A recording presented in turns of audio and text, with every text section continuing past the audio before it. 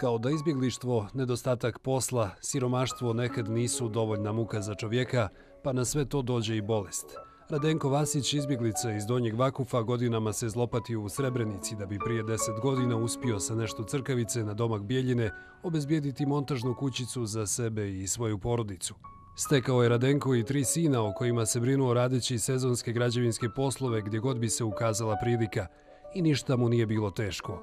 Ali prije 2 mjeseca pokosilo ga je saznanje da njegov najmlađi sin, 2-godišnji Njegoš, boluje od leukemije. Njegoš je hitno prebačen u klinički centar Banja Luka gdje je na stalnom liječenju, a uz njega je sve vrijeme i majka Dragana. 2 mjeseca u Banja Luci, liječi se u kliničkom centru od oboljenja leukemije dječje.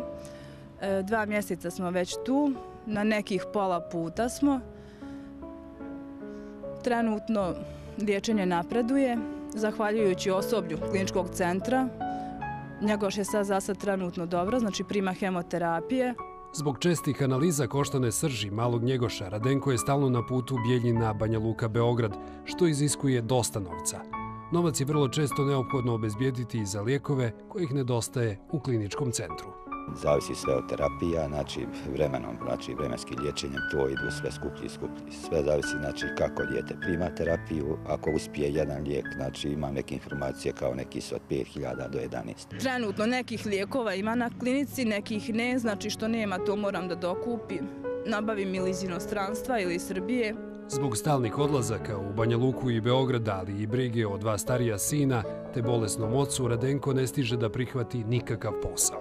Najveći problem su financije, znači nisam u situaciji znači, da idem toliko često, pošto radim sezonski. Imam još 2 djece znači, koji idu u školu, obavezan sam kod kuće. Kući nisam išla 2 mjeseca. Jako mi je teško, ali trudim se zbog Njegoša, znači moram da izdržim. Moja podrška mu puno znači, moram da brinem o njemu.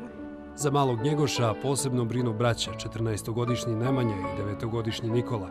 Ne padaju im teško ni brojne kućne obaveze koji su pale na njihova nejaka pleća, samo kažu da im brat što prije ozdravi. Jel ti nedostaje brat ovih dana? Nedostaje.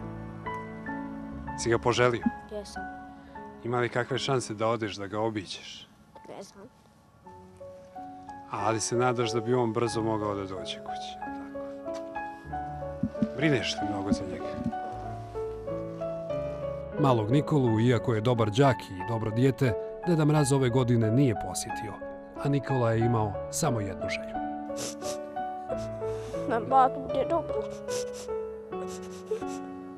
Njegošu predstoji dugotrajno liječenje. 6 do 9 mjeseci provešće u Banjalučkom kliničkom centru, nakon čega, ako oporavak bude tekao kako treba, slijedi kućno liječenje u trajanju od 18 mjeseci te stalni nadzor ljekara u narednih 5 godina.